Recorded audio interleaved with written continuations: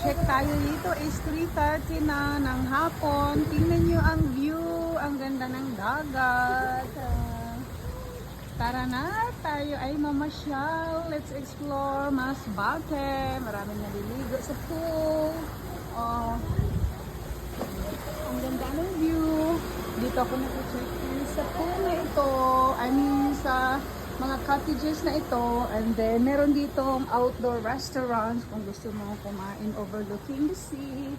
At dahil napagod si Bibe sa kakabiyahe, syempre pagkatapos namin kumain ng friend ko, na mahinga muna ako at ninanamnam ko yung ganda ng dagat, ang liwanag. It is really good. Ang ganda lang.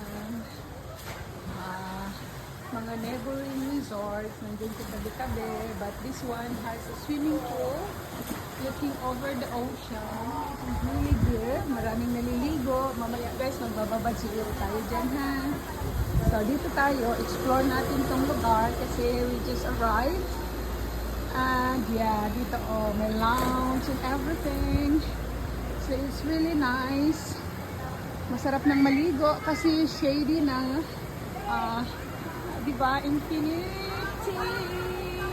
Parang karugtong lang ng dagat yung pool, which is really cool.